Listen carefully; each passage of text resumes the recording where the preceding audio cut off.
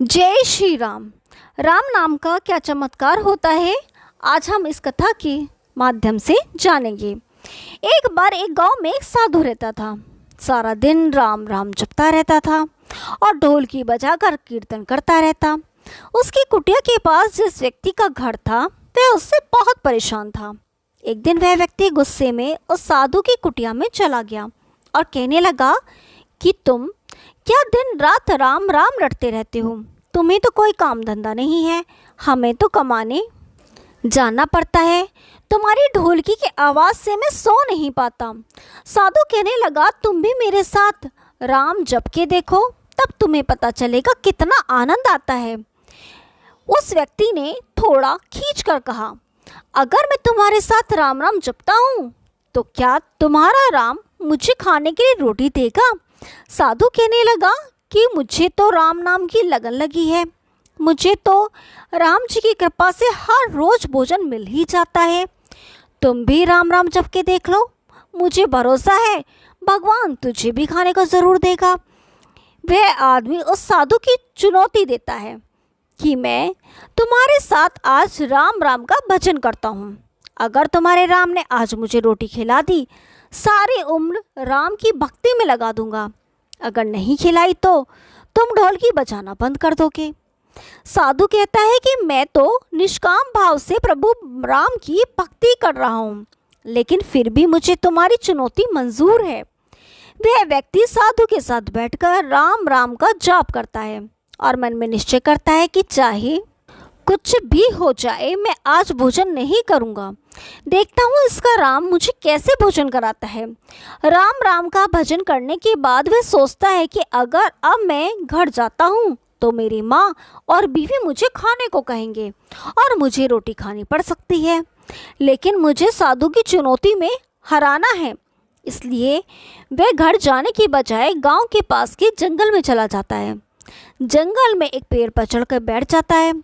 वह सोचता है कि मैं सारा दिन इस पेड़ से उतरूंगा ही नहीं, अन्न का दाना भी नहीं खाऊंगा। इस तरह मैं साधु को हरा दूंगा और उसका ढोलकी बजाना बंद हो जाएगा। कुछ देर बाद उस जंगल से एक बंजारों की टोली गुजरती है। उन्हें भूख लगी होती है तो बंजारों का सरदार कहता है कि आग जलाकर यहीं पर खाना बना लो, अब खाना खाकर ही आगे बढ़ेंगे।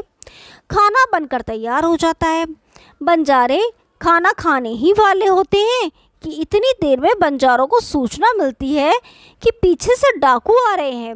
जो बंजारों का सरदार कहता है कि हमें यहाँ से चले जाना चाहिए, डाकू हमारा सब कुछ लूट सकते हैं। वे बंजारे खाना वहीं पर छोड़कर चले जाते हैं। वह आदमी पेड़ पर चढ़ा सब कुछ देख रहा था। कुछ समय बाद डाकू वहां पहुंच जाते हैं। भोजन को देखकर डाकू कहते हैं कि खुशबू तो बहुत अच्छी आ रही है, लेकिन यह भोजन किसने बनाया? बनाने के बाद खाया क्यों नहीं? कहीं किसी की चाल तो नहीं है हमें फंसाने की? हो सकता है इस भोजन में जहर हो। उसी समय डाकू के सरदार की नज़र उस व्यक्ति पर पड़ी। वह उसे नीचे आने का आदेश देता है। डाकू उस व्यक्ति से पूछते हैं, हमें मारने के लिए क्या भोजन तुमने बनाया है? वह बेचारा मिन्नतें करता रहता है कि मैंने ये भोजन नहीं बनाया, इसमें जहर नहीं है, ये भोजन बंजारों ने बनाया है। आपके आने की खबर सुनकर वे जहाँ से भाग गए, लेकिन डाकू के आगे उसकी एक नहीं चलती। डाकू से कहते हैं कि अब तुम्हें यह भोजन खाकर दिखाना पड़ेगा, क्योंकि हमें लगता है कि तुमने ही यह भोजन बनाया है और इसमें जहर मिलाया। अब तुम ही सबसे पहले यह भोजन खाओगे। वह जिद पर अड़ा रहता है, मैं ये भोजन नहीं खाऊंगा, किसी कीमत पर नहीं खाऊंगा। डाकू का शक और गहरा हो जाता है।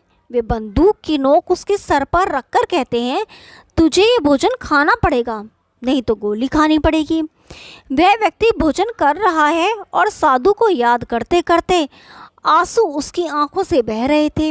उसने कहा था कि मेरा निश्चय है कि राम नाम जप लेगा तो राम तुझे भोजन भी देंगे। उसके भोजन करने के बाद डाकुओं ने उसे छोड़ दिया। अब उसे विश्वास हो गया कि बंजारों को और डाकुओं को राम जी ने ही भेजा है। वह सीधा साधु की कुटिया में चला गया और जाकर उनके चरणों को प्रणाम किया और उन्हें सारा वृत्तांत सुनाया। अब वह साधु से भी ज़्यादा उसे राम नाम की लगन लग गई। उसने अपना पूरा जीवन राम जी को समर्पित कर दिया। जय श्री राम। यदि आपको ये कहानी पसंद आई तो वीडियो को लाइक कीजिए, शेयर कीजिए और चैनल को सब्सक्राइब कीजिए। हम आपके लिए ऐसी रोचक पुरानी कथाएं लाते रहेंगे। तब तक के लिए नमस्कार।